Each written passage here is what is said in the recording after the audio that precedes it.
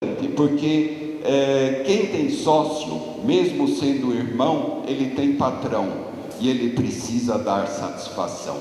Então é uma coisa muito importante que vocês zelem que os filhos não vão ser donos únicos, sim, eles vão ter que compartilhar a gestão com outros.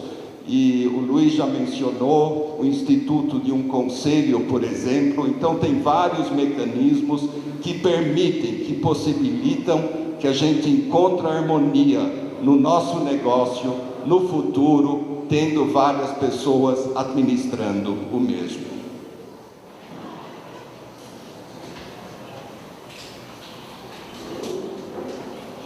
Uma outra coisa que a Agroamazônia vem fazendo e que é muito importante e que o Luiz já mencionou, que vocês também precisam e ajudam muito na preocupação disso, é que nas nossas propriedades, da porteira para dentro, nós nos preocupamos muito com a tecnologia, temos que nos preocupar com a continuidade do nosso negócio.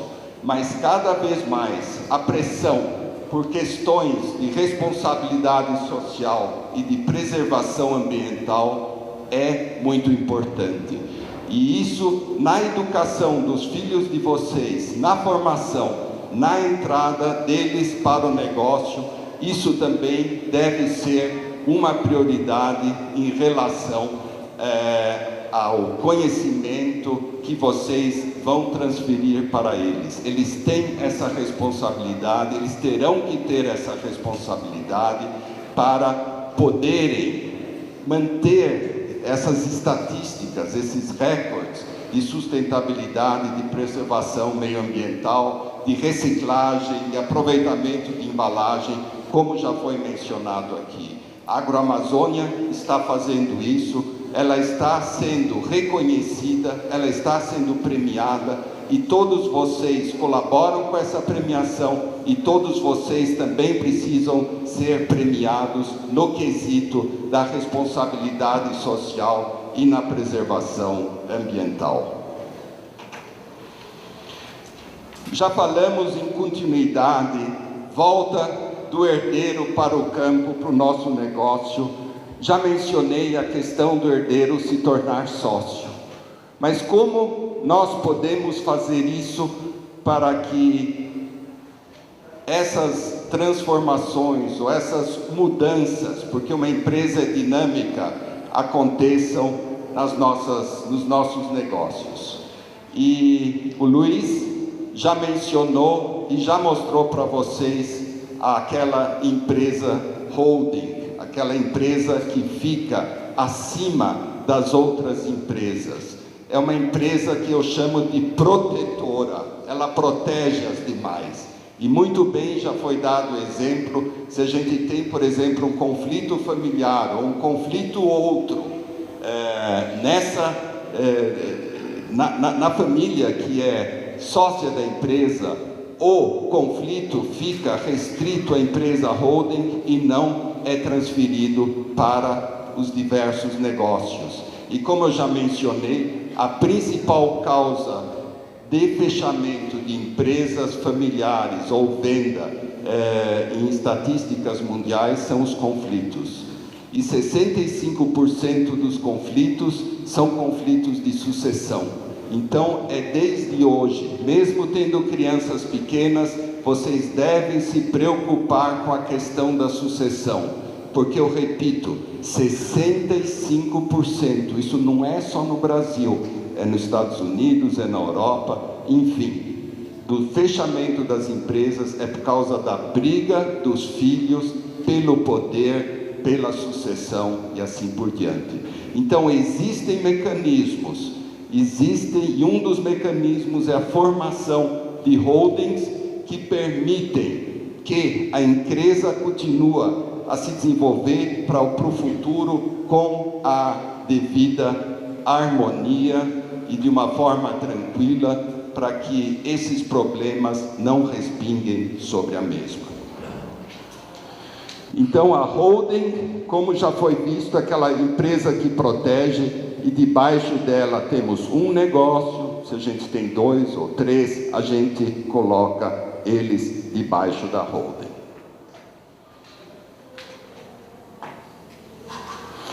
A holding, uma palavra inglesa de segurar, de manter, apesar de ser inglesa, ela hoje está na nossa Constituição. No artigo 2 da Lei das Sociedades Anônimas de 1976, ela prevê a existência de holdings. Então, a holding é um instituto legal que existe no Brasil, tanto na manufatura quanto no agronegócios. E quando nós pensamos em holding, eu acho que é uma série de aspectos que vocês também precisam pensar, alguns deles já mencionados. Por exemplo, a distribuição de renda entre sócios e herdeiros. Como eu vou fazer a distribuição de lucros no futuro, quando eu tiver 8 sobrinhos tocando o negócio? Como eu vou equilibrar os interesses da empresa com o interesse dos sócios? Às vezes tem um sócio que quer retirar dinheiro e o outro sócio quer reinvestir tudo na empresa. Como eu vou equilibrar esse conflito? Precisa ter um jeito. E às vezes tem muitas empresas que entram numa situação bastante delicada e precária, exatamente porque o interesse dos sócios são divergentes. Precisamos separar o que é da família do que é do negócio. Quando somos um dono único, e já foi dado exemplo também pelo Luiz, às vezes, eu quero comprar um bem, qualquer coisa, eu ainda vou no caixa da empresa e vou adquirir esse bem. Mas no futuro, quando nós tivermos 4, 6, 8 herdeiros na empresa, imagina se cada um fosse no caixa da empresa para retirar recursos para aplicar em bens particulares, compra de carros ou celular ou apartamentos ou sei lá o quê. Então é muito importante que seja muito disciplinado. E no momento quando vocês pensam na formação da holding, seria muito interessante também pensar nesses aspectos. E o Luiz já falou em protocolos, e dos protocolos a gente deveria estabelecer as regras. Não existe uma regra única. Cada família pensa de uma forma, vê como fazer e coloca isso num papel. Isso são os famosos protocolos societários ou protocolos familiares, não é? Temos que estabelecer também critérios de investimento ou critérios de expansão dos nossos negócios, ou seja, qual é o risco que nós queremos correr, buscando recursos fora, vamos fazer um aporte de capital se tivermos, ou vamos segurar um pouco o nosso crescimento. Isso também precisa ter regras quando de repente nós temos vários herdeiros controlando e decidindo sobre o negócio. Então vocês veem que os assuntos são muitos quando a gente pensa na sociedade, a gente pensa na família, quando a gente pensa no nosso empreendimento. E quando nós falamos de holding, nós também temos um aspecto que é muito importante, porque se a gente pensar uma empresa grande e uma empresa pequena, qual é a empresa que é mais rentável? Qual é a empresa onde nós podemos gerar importantes economias de escala? Gente, é na grande propriedade, não é na pequena. Se vocês pensarem para o futuro, 20 anos, 30, 40, talvez até menos, imaginem que por herança vocês vão ter que dividir a propriedade de vocês em 5 pedaços, 8 pedaços, 10 pedaços. Qual será a produtividade de cada pedacinho? É melhor termos a produtividade, a rentabilidade de nossa grande propriedade, que vai canalizar os lucros para a holding, e aí sim esses lucros serem distribuídos entre os futuros sócios, os nossos herdeiros, ou vamos repartir a nossa propriedade em diversas pequenas e ter os nossos filhos, netos, tendo propriedades menos produtivas e menos rentáveis, principalmente porque falta a economia de escala.